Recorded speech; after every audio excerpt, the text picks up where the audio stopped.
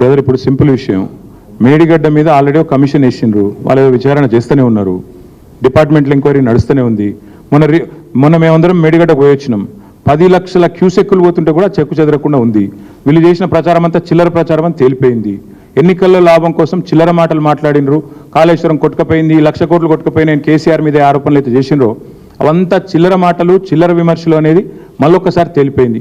మీరు పోతానంటే మళ్ళీ రేపు వెళ్ళిన మళ్ళీ పోదామంటే పోదాం. 10 లక్షలు 12 లక్షల క్యూసెక్కులు పోతున్నా దివ్యంగా అది అట్లే మంచిగానే ఉంది.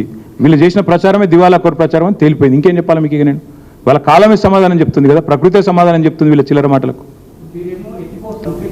సరే, అది వేరే సబ్జెక్టు, నీకు చెప్పాలంటే ఇంకో గంట పడుతుంది, అనవసరంగా నువ్వు కన్ఫ్యూజ్ అవుతావు. కానీ మొన్ననే చెప్పినా మళ్ళీ చెప్పాలంటే టైం పడుతుంది. విషయం ఏంటంటే వీళ్ళకు విషయం లేదు, సరుకు లేదు, సబ్జెక్టు లేదు, బబ్రాజమానం భజగోవిందం. ఎవరో ఏదో ఇష్టం వచ్చినాడు, ఆ మంత్రి ఒకటి మాట్లాడతాడు, ఈ మంత్రి ఒకటి మాట్లాడతాడు. అది బ్యారేజ్ అంటే గేట్లు ఎత్తే ఉంటాయి తమ్మి.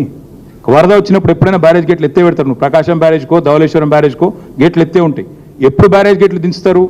వరద లేనప్పుడు, అప్పుడప్పుడు నీళ్లు నిల్వ ఉంచుకోవాలనుకున్నప్పుడు మాత్రమే బరాజ్ గేట్లు దించుతారు. ఇప్పుడు అక్కడ పంపింగ్కి ఏ ఇబ్బంది లేదు. కన్నెపల్లి పంప్ హౌస్ ఏదైతుందో మేడిగడ్డ మీద 24 కిలోమీటర్ల మీద ఉంటుంది.